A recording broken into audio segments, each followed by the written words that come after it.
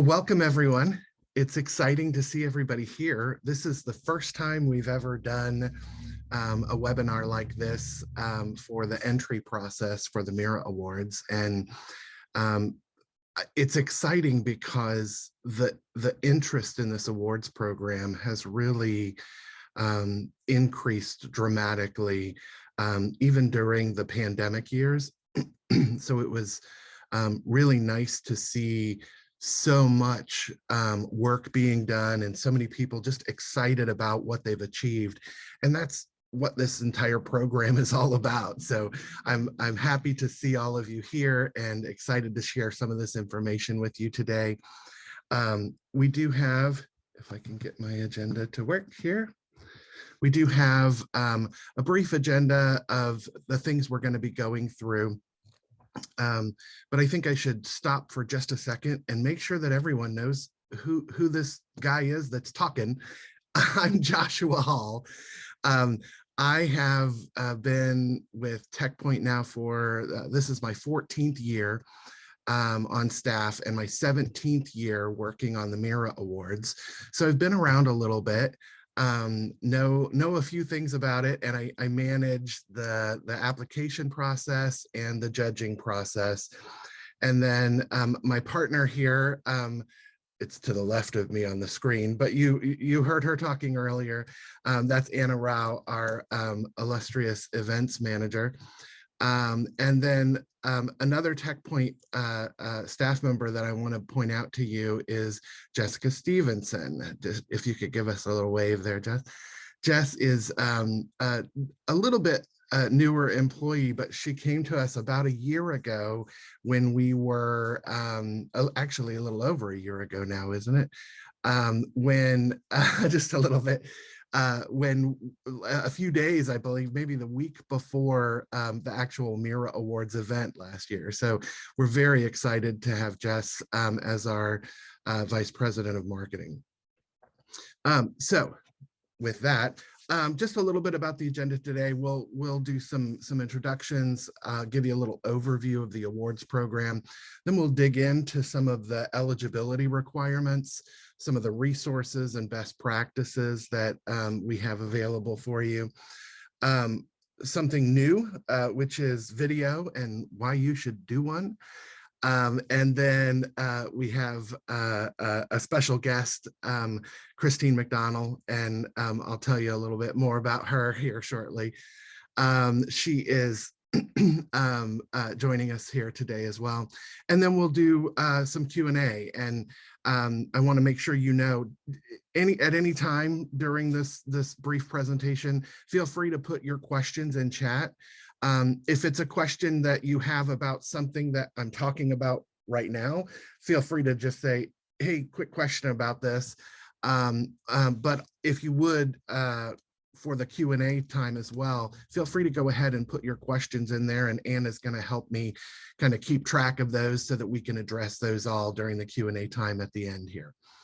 Okay. I already introduced the TechPoint people in the team, but I wanted to make sure you knew Christine McDonald. The reason I've asked her to join us today is because not only is she a TechPoint board member and the co-founder and CEO of Codelicious, but she's a past Mira Award winner, a past Mira Award judge, and she's worked in a little bit of, I'd say a little bit of everything from public service to large corporations to her own startup, which is now scaling up at a brisk clip. And so I thought she would be a great person to share some of her perspectives about the Mira Awards with you. And we'll do that together here later in the webinar. Christine, I see you there. If you might give everyone a little wave so that they can see you as well. That's great. Thank you.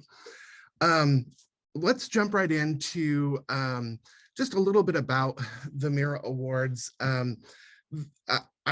I know that everyone, oh wait, FYI, you're not sharing your screen. Oh, very good. Thank you. Appreciate that reminder.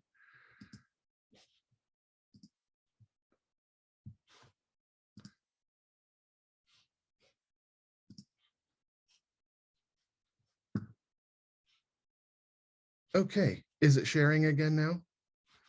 Yeah, you're good now. Okay, thank you. You might have to help me a little bit there, Anna, with some directions, because I'm looking at my screen and when I share, everything else disappears. So I haven't quite figured that out yet.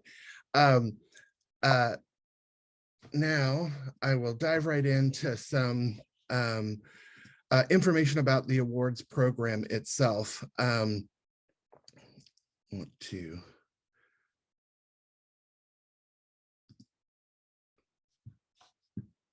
There we go. Um, uh, the awards themselves, the Mira Awards program, was created back in 1999. And the whole idea of this awards program was to recognize tech successes and lift them up as examples and inspiration to generate more tech success.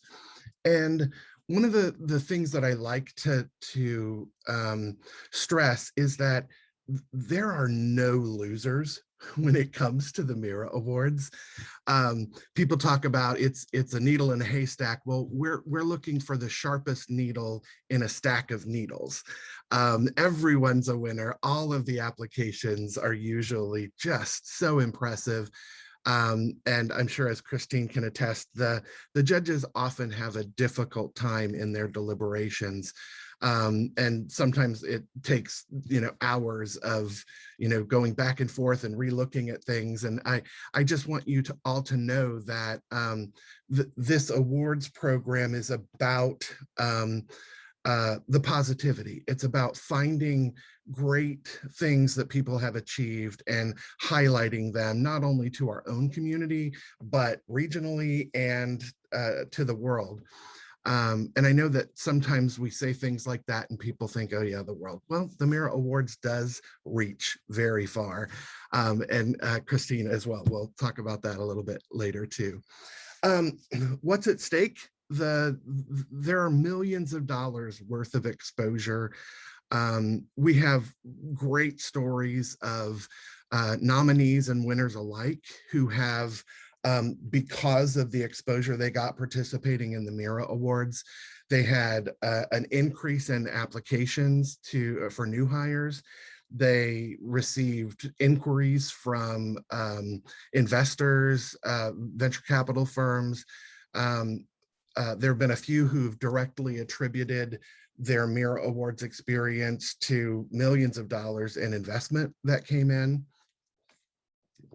And then just generally speaking, the exposure, we've tracked it in years past. And I think when we stopped, the media coverage was in the 50 to 60 million range. So significant coverage of this awards program as both an event and kind of a 6-month season of events and activity from the application process all the way through the gala, which, just by the way, if you didn't already know, is scheduled for Saturday, April 23rd. The awards that have been given out over the years, we're counting at 276 right now. There will be another 15 awards added to that here in 2022. But what I want to stress about that is that out of the thousands of companies that are operating in the state of Indiana, only 276 over 23 years, well, 22 now, 23 years, have ever walked across the stage and received a Mira Award. So it is a rare thing. It's a valuable thing, as we talked about a second ago with what's at stake. And I think that it's something of which you can be very proud, whether you are a nominee or an actual winner. And I think that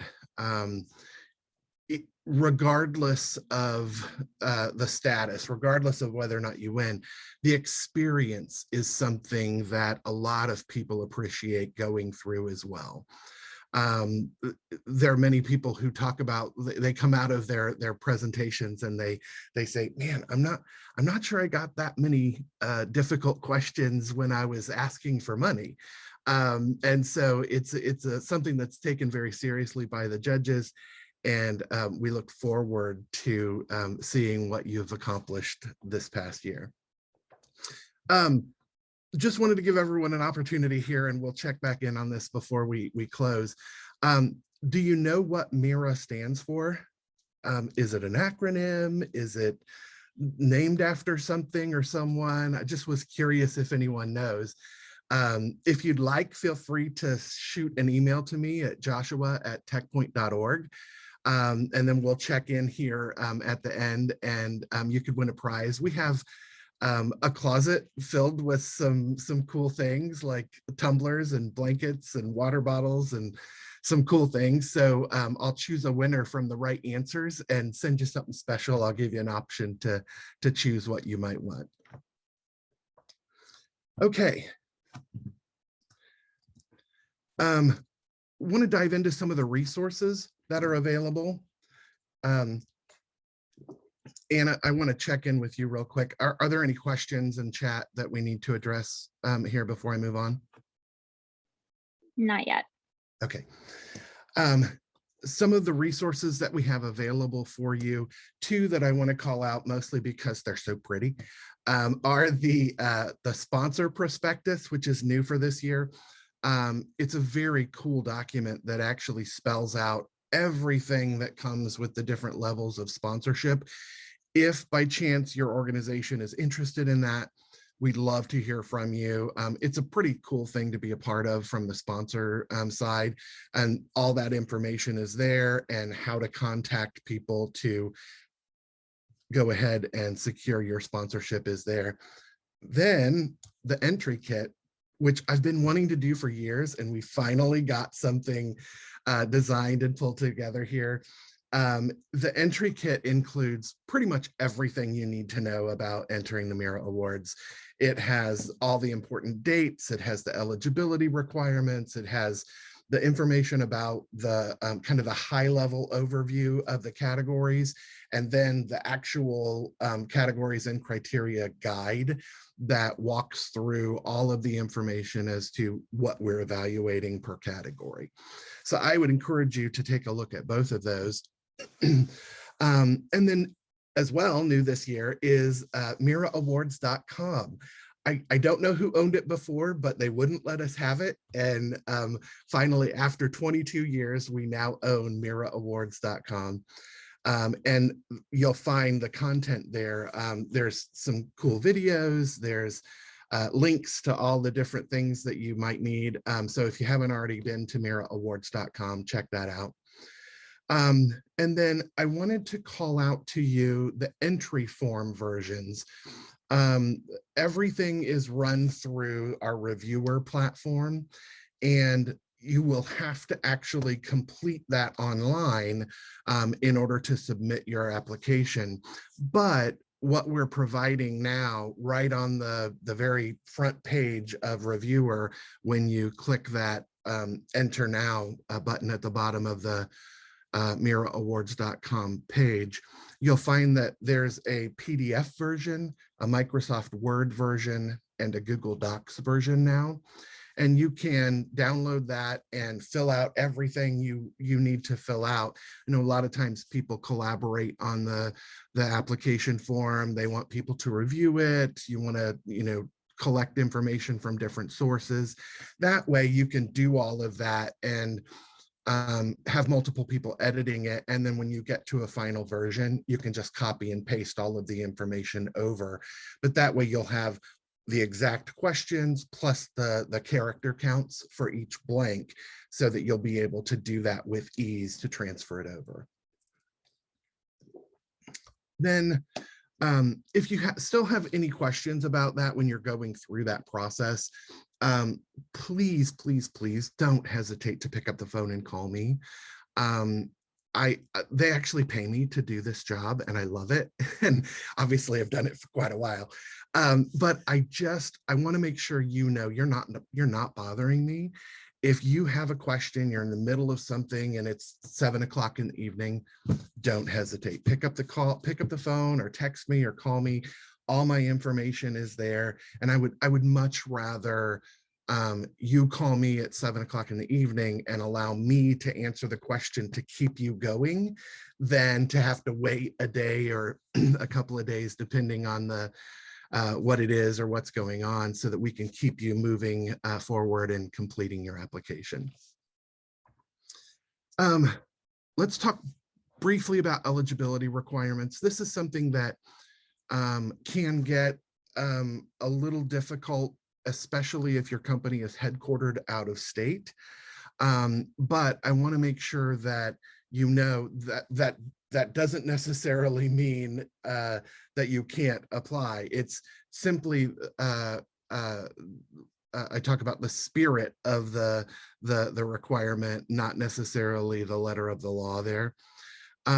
Number one, everything for the Mira Awards is recognizing achievement in the previous year. So in this case, 2021. Now, we say otherwise stated, there are longer timelines for R&D for like the Innovation of the Year award. The Startup of the Year is a 2-year period. And so some of those specific timelines are a little different than just the 1 year, or a little longer than just the 1 year. And we can address those with you if you're having trouble deciding. Sometimes a startup is incorporated in a particular year, but they didn't really launch or do anything until the next year. So things like that, if you have questions, just let me know and we can work through that together. And same with this next bullet here, the work done in Indiana by Indiana-based companies with Indiana employees. That was the original requirement, but the world has changed quite a bit since then. The spirit of the eligibility requirement is the same. However, what we're trying to recognize achievements by people and companies in Indiana.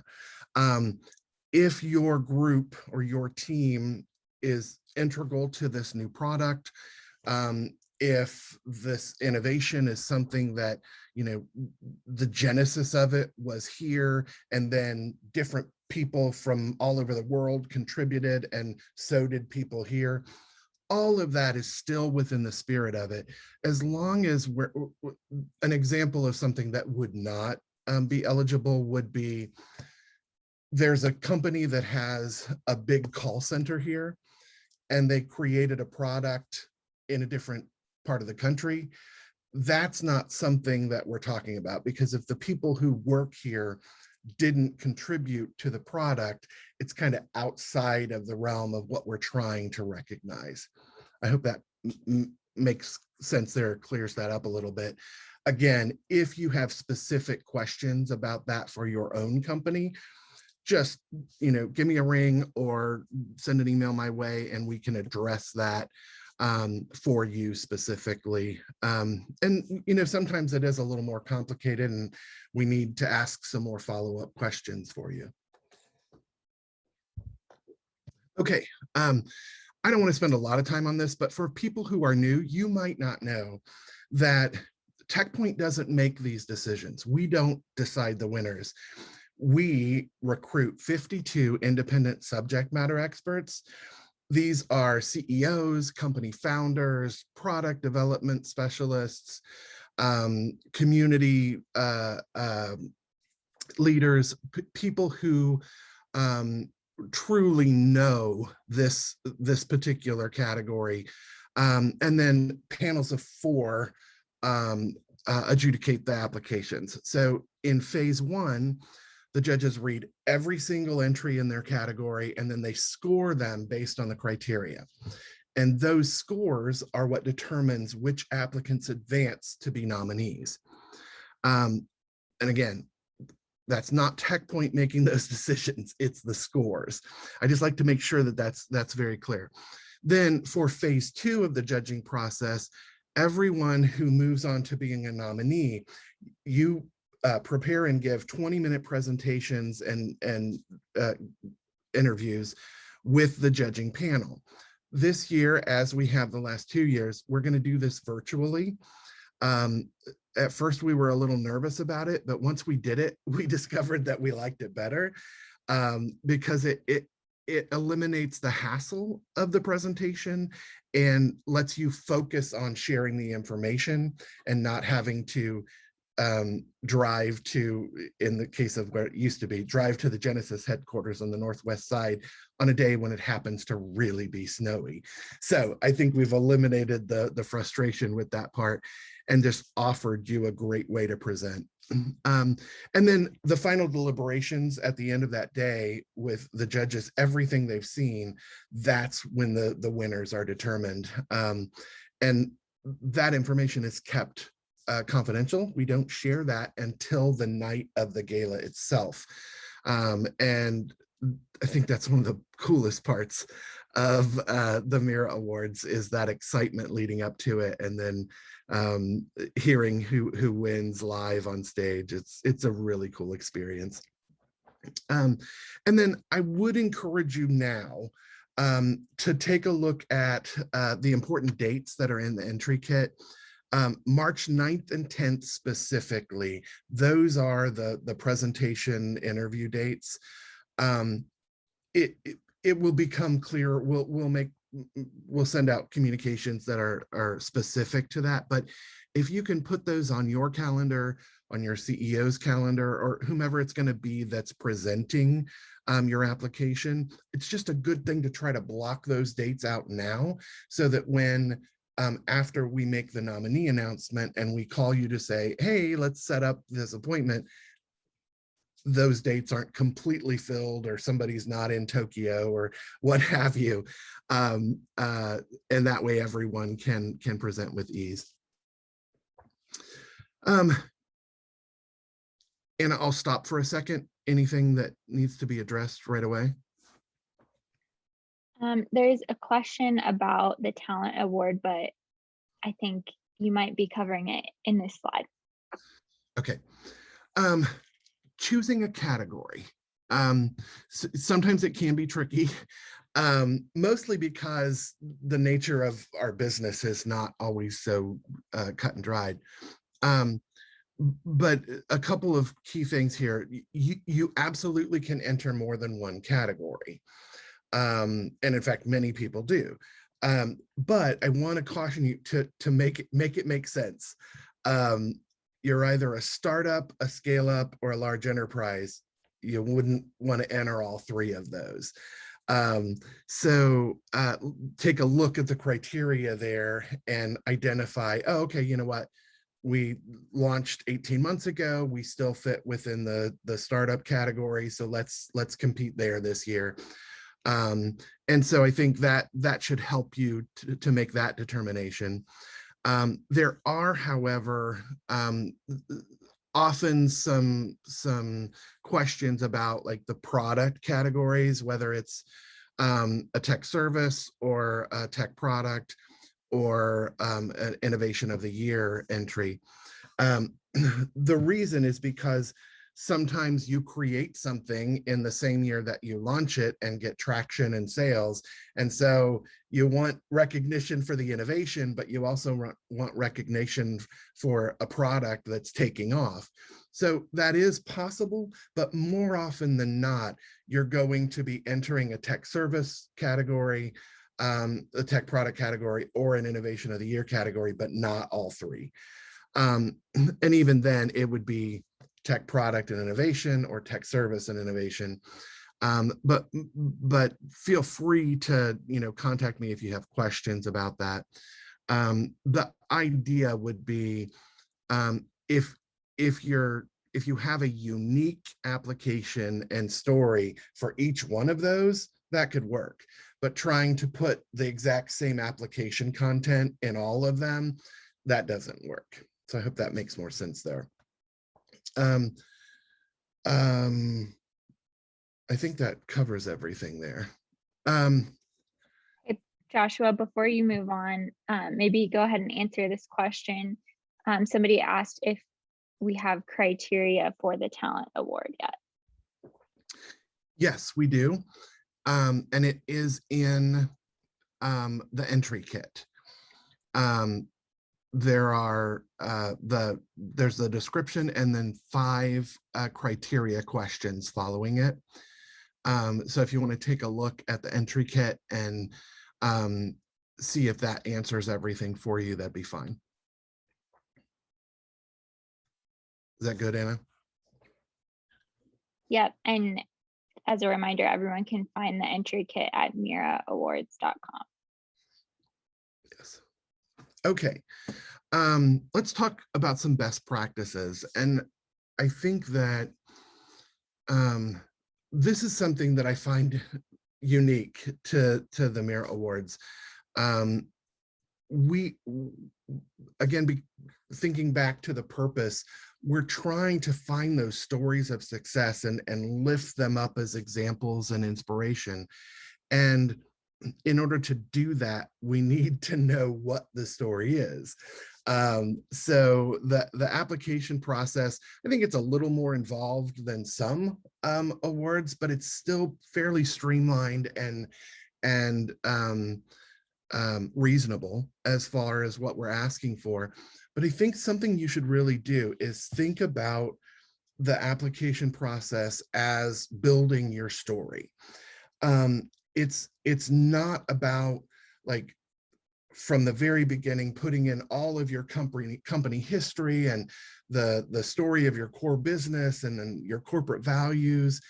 It should be focused on what have you achieved, what's new and innovative about that, and why does that matter.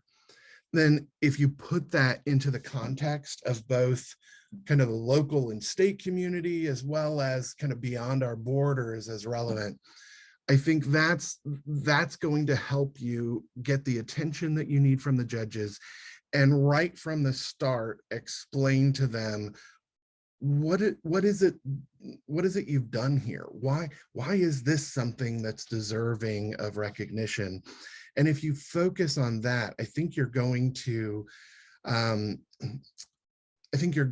have a better overall experience, because the judges are really going to respond to a story that follows that kind of a trajectory of starting right off the bat with letting them know what it is you've done, what's cool about it or what's innovative about it, and then putting it into the context of why that matters. I want to show you something real quickly. If I can do this, it's still logged in. Are you able to see this, Anna? Yes. Okay. I'll make this a little bit larger here. When the judges see applications, this is what they see. All of the questions, all of the blanks and everything are removed, and they see it truly as a story.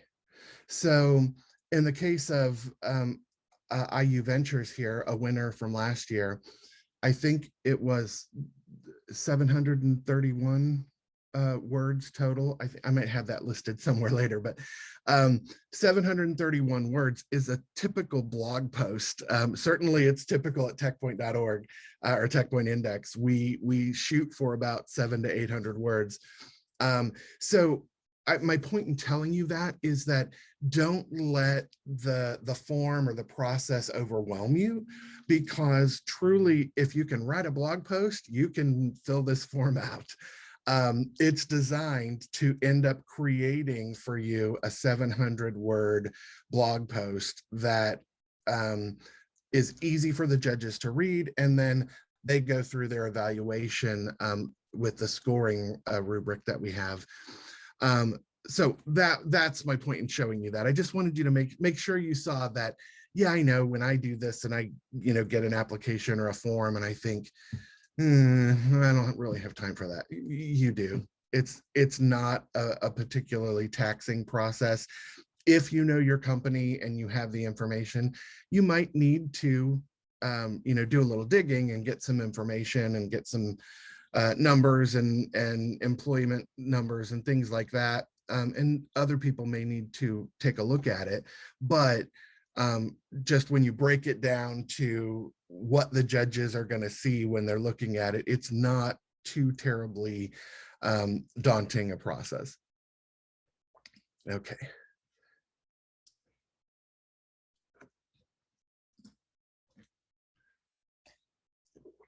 Video. This is exciting. We did this as just a little test last year, and it worked really well. The judges loved it. I think the people who did it liked it. Adding a video to your application doesn't replace the written application. You still need to do that, but this is an option for letting you in a more dynamic way explain what it is you've done. I think it kind of it can get the judges rooting for you, you know, to get them on your side when they watch your video. Often it's a chance to show off a little bit, you know, talk about some of the very cool things you've done. I would say, just as a caution, don't waste time and resources on, you know, trying to be all fancy. I have a tendency to do that sometimes, but I think it's better if it's just a genuine opportunity to share some information. So just a iPhone or whatever phone you might have, smartphone video is plenty. It absolutely will do everything necessary. So you don't need to engage production house or even your own in-house team. You can just do it very simply on your own, or with a little help, but just don't go overboard is what I'm trying to say. I think that answering that question of what have you accomplished and why does it matter, keeping it that simple. The guideline is 5 minutes or less. And some of the best videos, I think, were under 3 minutes. Some people just did a very brief overview of what they created. Others, you know, went into a little more detail when it was a pretty complex idea or product. But I strongly encourage all of you to add a video if you can make that happen. If it's something where you want to do something, but just don't have the bandwidth or resources and maybe need a little help, give me a ring. I might be able to set you up with some volunteers that we have, or some folks that are young and eager to be a part of things. So don't not do it because you think you can't. Let me know and maybe we could help out. Okay, I want to now show you a sample video here. I'm going to stop my share for a second and show you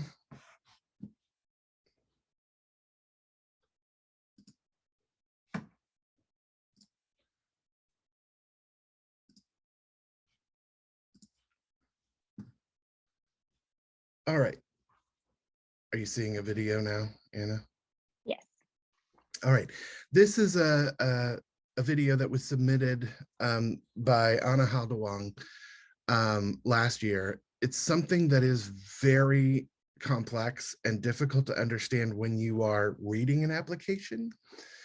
But I love the way that she did this. And I'm just going to hit play and let you watch it so that you can get a feel for what makes for a good video. Hi, judges. My name is Anna Haldewang. I am the founder and CEO of Insight Track, a precision robotics company. I'm out in California this January testing on a prototype for winter sanitation for the almond industry. Now, you may be asking yourself, what is winter sanitation? Well, during the almond harvest, not every almond is ready to be harvested. Once the leaves fall from the trees in the winter, those leftover almonds then turn rotten and are called mummies. Now, there's this pest called navel orangeworm, and it is the #1 pest problem for growers. It will burrow inside of this mummy, and hibernate in the wintertime. And then in the spring, it'll emerge, damaging the quality and yield of next year's crop. Now, the best time to remove this costly pest is in the winter when they are at their weakest. And the Almond Board of California has set a standard that there be 2 mummies or less per tree in order to have the best start to your crop year. Growers will bring in mechanical shakers and they'll shake the bottoms of the trees for a few seconds and the mummies will drop. However, this only works during a fog or after a rain when mummies are at their heaviest. If a grower comes in with a shaker on a bright, sunshiny, dry day, it's just not effective. Plus, you have no control of how many mummies actually fall from the trees. And while they're shaking the trunks, they're also knocking buds off, which affects next year's yield. So as a last resort, growers have to hire hand pullers to come in with 15-foot bamboo sticks and hit and poke each mummy out of the tree. Plus, they're also knocking buds off while they're doing it, affecting next year's yield. So as you can imagine, this is very costly and it's backbreaking work, and growers are struggling to find people to come in and actually do this job. So I've invented a way to automate this method. I have a ground robot that's going to roll down the middle of the orchard and use a target, remove, report method. It will target, so it'll identify the mummy in the tree with its Orchard ID camera system using artificial intelligence. After the mummy is targeted, it's then removed by shooting biodegradable pellets in a safe, accurate, and eco-friendly way. While the rover is identifying and removing mummies from the trees, it's also gathering valuable data about every tree, every variety, and every acre in the orchard. So for example, we'll be able to show a grower how many mummies we removed in total, how many mummies we removed per variety. Even we'll present them a heat map in the end that will be able to show them where they were heaviest in the orchards with mummies. So over time, the grower is able to problem solve as to why certain parts of their orchard received mummies the heaviest. Now, growers have never had access to this type of data before, and so we are going to revolutionize the ag industry with this product. Thank you very much for your time. I got to get back to testing. Bye. Okay. What I will point out with that video is that it was, let's see. Hi. 2 minutes and 54 seconds. So it does not have to be long, even when you're explaining something very complex. I remember reading that application in the beginning and I hadn't yet watched the video. And then when I did, it just, I mean, it makes sense. She's showing what it is they've created. She's talking through the process. She explains why it matters. I just think that's a great example of how to do this well. I do want to point out though that, again, you don't have to go in the field like Hannah did. You can just sit there and tell your story with a stationary camera in front of you on your desktop computer or your phone. IU Ventures did that last year. Very simple, straightforward video. I believe it is, let's see. Hi, I'm 2 minutes and 34 seconds. So 2 excellent examples that are quite a bit less than 5 minutes. So again, I highly recommend doing a video as part of your application. Okay, I know I'm taking too long, so I'm going to jump right in. And I want to introduce you to Christine McDonald. As I mentioned before, she's the co-founder and CEO of Codalicious. She's a TechPoint board member, a past Mira Award winner. She's been a Mira Awards judge for the past 3 years. And she herself is an entrepreneur. She's a business executive with experience in large companies, small companies, startups. There's a little picture of the last time she was on stage at the Mira Awards, receiving the Tech Service of the Year award, which is now the Tech Partner or Service Partner Award. Christine, thank you for joining us. I appreciate that. hello.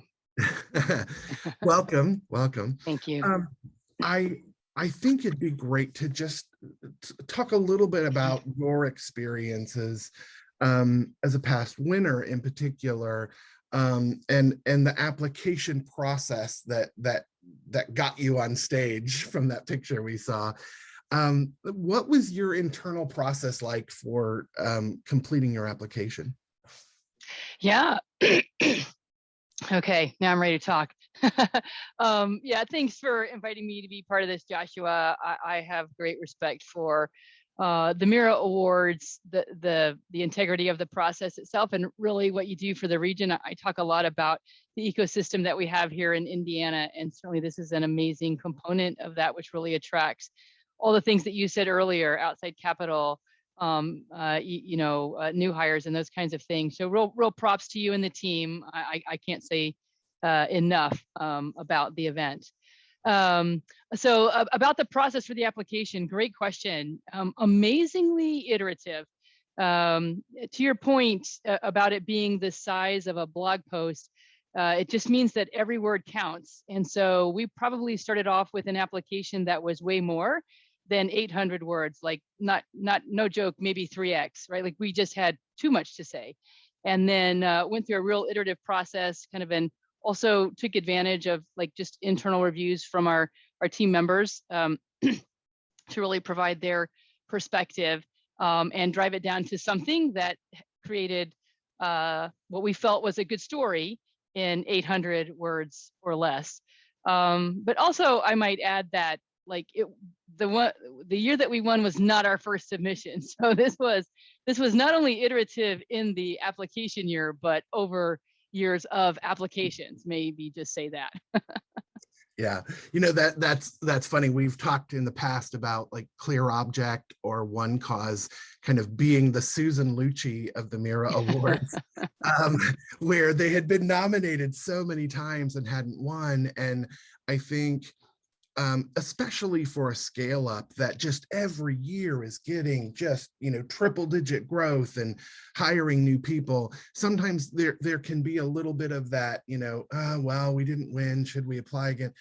I understand that from the applicant perspective, but from the judge's perspective, they are usually wanting to see you again, because last year it was like, oh, they were so close. Now I'm excited to see what they've done this year. So I hope that people don't let, possibly not winning in the past discourage them from entering again. Yeah, I think the other thing that since we have submitted that I really encourage the team here to think through is all of the assets around prior years and prior year winners. I know, Joshua, there's a usually kind of an end report on some of the winners where the differentiators are highlighted that had them kind of stand out from the peer group. I almost wish that had been in place on the many years that we had applied, but certainly would encourage everyone to dive into that. They're very informative. You get insights on kind of the efficiencies of the process as well, and it's just good to see what that structure looks like. Yeah, if you go to TechPoint Index, you can see all of the past winner stories. So if you wanted to go back even like the last 3 years, if you discover, okay, yeah, we're gonna enter in this particular category, go look at the winner stories from the past few years and kind of understand what the judges were impressed by. Why did this particular company or individual win? I think that can be really helpful to you to understand, how to frame your story, or what is it that I want to highlight that we've accomplished that maybe you're not thinking about, because it's second nature to you, but not to everybody else. It might be something completely new. So I encourage you to read those past stories. Yeah, good advice. Is there anything you wish you'd known before you hit the submit button? Yeah, that's also a very good question. I think the thing that we learned, or that I learned as the both storyteller as well as pitching for funding, is the Mira Awards is not really about the company pitch. It's about what you accomplished, in this case, in 2021 and how you share that story of the impact of that, which is not unrelated to the success of your company, but it's not really the same as the pitch. It's very specific to the elements that you're looking for in that category, and then very specifically to 2021. And I think that lens is probably what we kept in mind when we hit the submit button on the year that we won, which evolved for us over the prior years. Yeah, that's a great point. Yeah, it can be difficult because you want to pack so much in that. You've accomplished so much, especially for startups or entrepreneurs who are at a point where they're wanting to tell the Genesis story or wanting to tell so much more. But if the application is about a product, focus on the product. If it's about particular talent impact, focus on the impact to talent, not on the whole company story. So it can be difficult to narrow that down, but that's good advice. From a judge's perspective, do you have any particular, we can start with the negative and then move to the positive. Do you have any pet peeves, anything that you just, as a judge, when you open up and you go, not again? Is there anything that comes to mind? It's a great question to follow up the prior one to, which is you see the importance of answering the questions in the context of 2021, because as a judge, you're really bounding it to that which is the impact and accomplishment, and reading the application with respect to really the rubric and criteria, the submission criteria that are on the application, really nothing more and nothing less. So if you're answering those questions in the context and being direct, like don't beat around the bush, like say it and then like say what it meant to you. And so learned it the hard way as a company applying, and then recognize the value of it from a judging perspective, which is get to the point and in the context of 2021. Yeah. And then the opposite of that, what really knocks your socks off? What do you love to see in an application? Yeah, the ones that are a joy to read are exactly how Joshua framed it earlier, which is the story. It knocks you right between the eyes around what the accomplishment was, what the impact of that was. And it's when the elements of the application, which look like disparate questions, but they build together to make the story. So when the application kind of does what it was designed to do, when you're answering or describing your responses in a way that they all sort of hang together in creating the story. And then I think the other thing, again, that can be amazingly helpful is as judges, we'll look at everything that you provided. So the written word, the attachments, the videos, and it's so exciting when they complement and reinforce each other, so that, again, the story hangs together. And if there's something that's maybe complicated to share in a narrative, it's either more simply defined in a diagram or a video, as Joshua kind of just shared with you. But it's amazingly exciting when the story is very kind of clearly all hung together and the elements of the application are well utilized. That's great. Any particular advice or anything you might just want to share with everyone listening and watching here about they're filling out their application, or anything specific about what the Mira Awards means to you that you might want to share? From an advice perspective, I just encourage you to go to the dance, like submit the application, give yourself a good runway to drive some clarity with it, and then just hit send and create the entrance.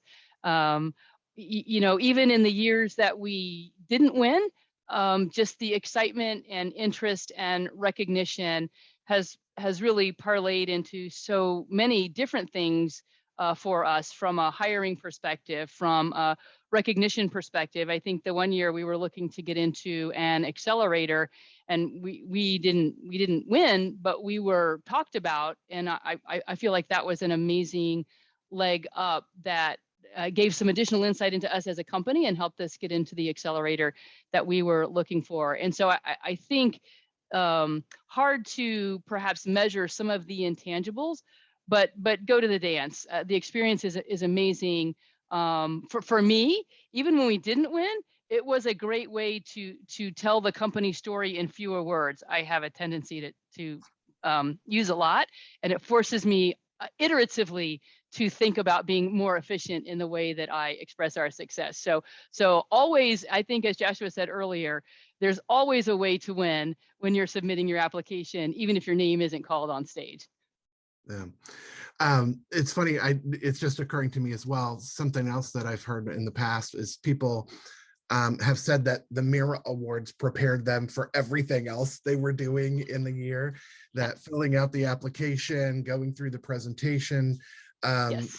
and judging process gave them all of the information and the story building and the data, everything they Yes. needed to present for other things later in the year too. So yet another great reason to participate. Yeah, it's so true on all those fronts. It drove us along the pathway of, we did some story branding with the company. And again, it's all about finding the right words to say the things. So it's amazingly good at fine tuning that. Yeah. Yeah. And then I just had a note here that I wanted to highlight, that every year is a discrete analysis. It's something that when you and I were talking yesterday that you had mentioned. And I think that's a good point as well. Just remind me what you meant about that. Yeah, I do think actually, as an applicant, also important to remember that when the applications are reviewed in a particular category for that year, and then the award ceremony happens, like that year is closed out. And now 2021 is a new year, and every application is looked at with a new lens. I think, as Joshua mentioned earlier, it's the sharpest needle in a stack of needles, and it might be a different stack of needles than the year before, with different goals, right? And so again, I think it's important to know that there isn't necessarily any carryover from year to year from a judging perspective. When 2020 was put in the books, it was put in the books. And now in 2021, it will be looked at with fresh eyes and a different set of needles, looking for the sharpest one in that bunch. And I love that about this process, which is new year, new batch of needles, looking for some really great stuff. And that's what makes it very exciting. Wonderful. Thank you, Christine, so much. I really appreciate it. Any parting words? Like I said, don't wait.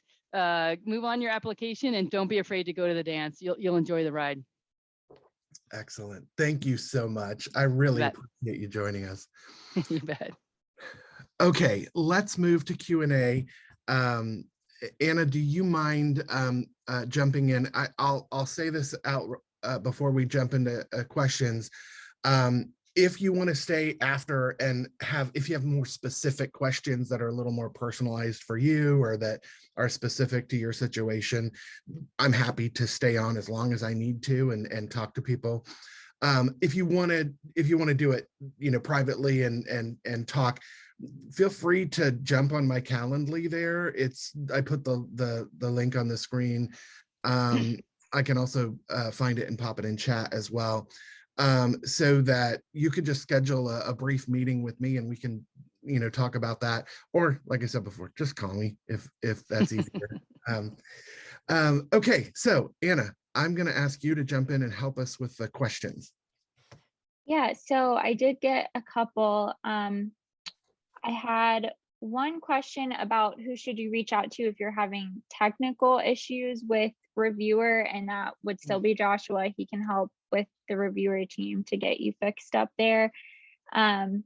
And then I had a question, do you get feedback on your application from the judges if you don't win? That's a good question. The answer is sometimes. It depends on the judges and what they choose to share. There is, within the reviewer system, there is a notes process, so they can take notes in the system as they're reading. I'm also sitting in on many of the deliberations, but we also keep track of those and take notes throughout. So I can sometimes provide you very specific and information on what the judges were thinking. It just depends on the quality of those notes and whether or not they provided it. More often than not, there's at least a little something that I can share that is helpful. I just want to make it clear that there's not a process for that. It's more, if there's a real question or you're just, very curious, feel free to reach out to me and I'll be happy to share with you what I can. Okay, got another question. If they've been in business for a little over 2 years, would they still enter as a startup? That may be one that we need to look at more closely together. But the spirit would be, if you truly are a startup, if you haven't taken on a bunch of capital and you're not hiring like crazy, and if you're not in a startup growth, or not in a scale up growth phase, but you're still operating as a startup, then I would say let's compete in the startup category. I think I want to make sure that I understand the specifics of the dating and make sure that we're not. The point would be, let's compare apples to apples, so we can look at that a little more closely together. But I tend to say, let's let the guidelines determine the action. However, if it truly is just an unfair or puts you at a disadvantage, then we can look at that together and make a decision based on the reality of what you're facing. All right, those are the only questions that I've gotten in the chat. People can feel free to just speak out too if you have one.